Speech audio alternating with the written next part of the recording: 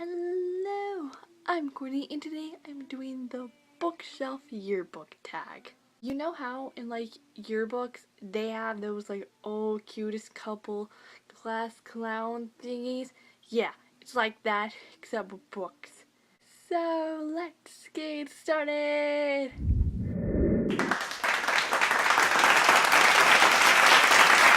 For the best cover, I'm going with The House of Hades by Rick Riordan. Because, Persephone right there, and you're kind of just like, ah, it's a blessing from the gods. Nice time. Plus Persephone.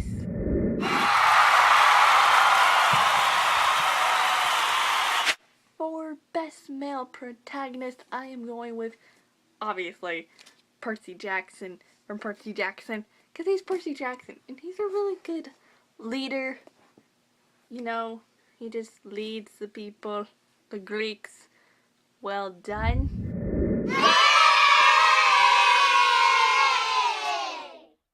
Okay, I know there are lots of great female protagonists in book universe, from Annabeth to June to Cammy to Selena to Triss to Katniss to everyone.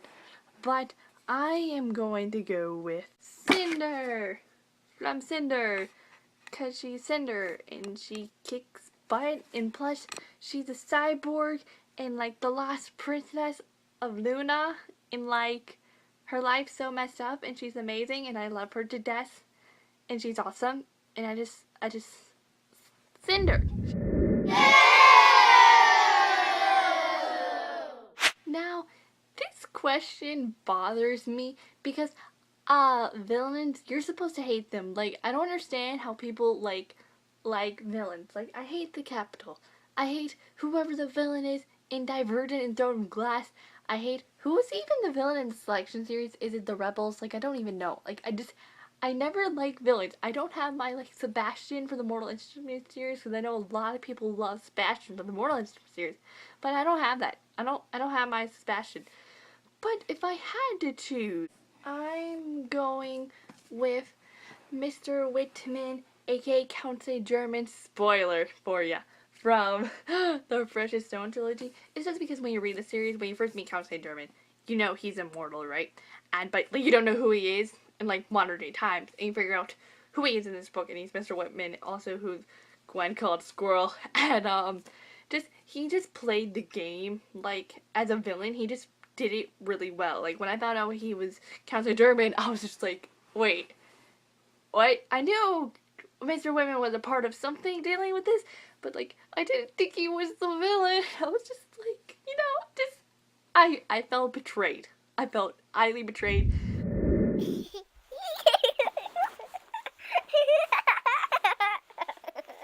Okay, it's so obvious for who I am picking for cutest couple. If you don't know who I'm gonna pick, I don't even know. I'm obviously picking, if it will get out, Percy and Annabeth. Because Percy's best. I just love them. I talk about them all the time. If you've been on my channel for a long time, I talk about them 24/7. I love them to death. If Persephone was a religion, I'd probably worship it, to be honest. This Persephone, they're so cute. They're my definition of true love, because Percy fell into Tartarus for Annabeth. If that isn't love, I don't even know what love is anymore. For the coolest fictional world, I'm going with the legend world that Marie Lu created. Because it's pretty cool, to be honest. It's not that bad of a world, to be honest. It's pretty not bad. There's a republic, and it's kind of like Republicans today. I'm not going politics here, because I know nothing about politics. But, I just like it a lot. There's a republic in the trial. The trial just kind of reminds me of, an exam you take. That big final exam you take in, 11th or 12th grade? I don't really know. But, yeah, and, I could be with June and Day, see how they're doing, because, champion, it's just, I could just check up on them, and I would not mind living it. And now, after the events of Champion, the world's, normal and fine. There are so many interesting plots. There's so much to choose from. Like, I don't even know right now. Like, if I don't know what to choose, because I feel like if I choose one, I'm betraying everything else. I'm going with the Throne of Glass World, because the Throne of Glass World is, like, the plot of it. Why do I keep saying world? I meant plot. The plot of the book is so interesting. Like, I feel like it's like different stories in each book. Like, the first book is like Hunger Games medieval times. Second book is, well, how do I describe? I don't know how to describe second book. And then the third book's just like mind blowing. Yeah, it's just such an interesting plot, and it's just like, oh my gosh, and like, there's a love triangle, and just like, oh, it's so interesting.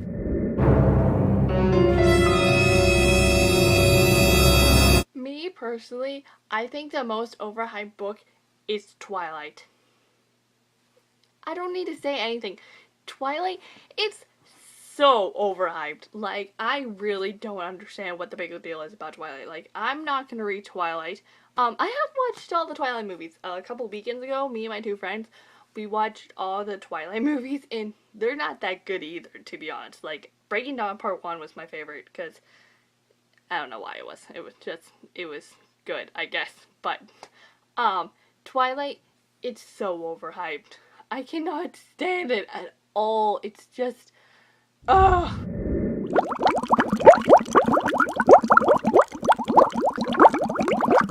For this, I personally think the most underhyped book is the Gallagher Girls series by Ali Carter. The series is like popular, like it's a New York Times bestseller, like it's popular, but like booktube-wise, like I don't know a lot of people who have read the books. I know Cassandra from CC Books have read these books, and we fangirl about that good a lot. And but this series, a lot of people on BookTube need to read the series because it is amazing. It's about spies, and it's so cool. All Fall Down just came out a couple days ago. I read it in December. I uploaded my review. Loved it. I love any Ali Carter book I read, and I was very honored to get an advanced reading copy of All Fall Down.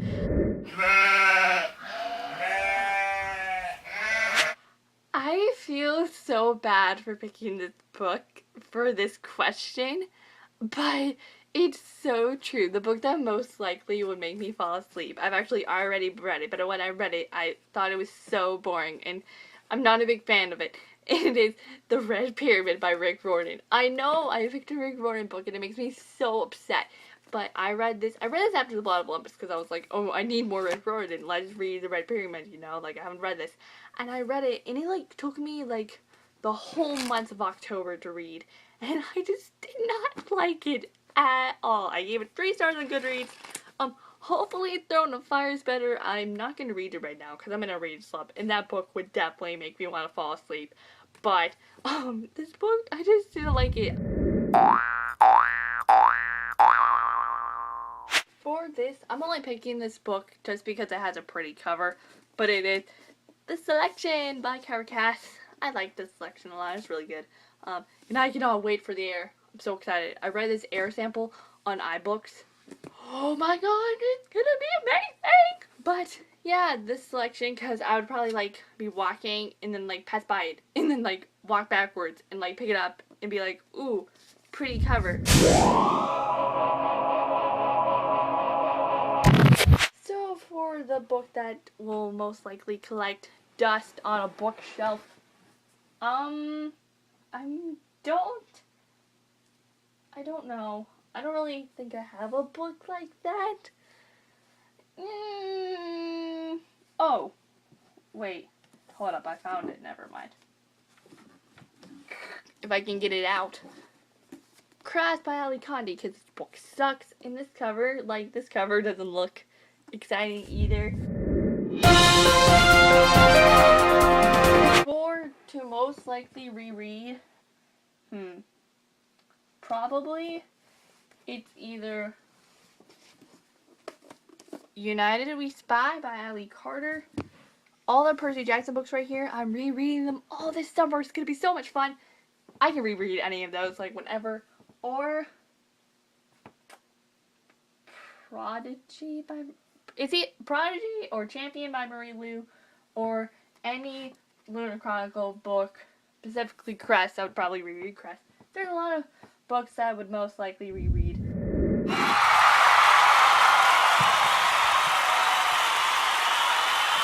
Why does this question exist? I don't like when people ask me what's the greatest book of all time. Because I don't know. I have favorites, not just one. It just, I don't know. If I pick one book, I'm betraying every other book ever. And just, it scares me a lot. I don't know. I want to pick a Percy Jackson book, but I don't know which one. Okay. I don't really know. This is scary. Oh, gosh. Okay.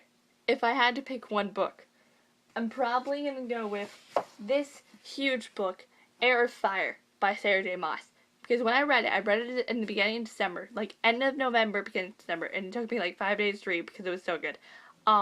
Loved it. Loved every 562 pages. Please tell me I'm right. Dang, it was 500. Wait, no. It was 562, yes! But I just loved it so much. I feel so bad I didn't pick a Percy Jackson book. That was the BookShelf Yearbook Tag. That was fun. Also complicated. I've, like, betrayed every book on my bookshelf. Way to go, Courtney. If you like this video, give it a big thumbs up. If you want to watch more, click the subscribe button down below. I will leave all my social medias in the description box down below. I'm Courtney, and I will see you all next time. Bye!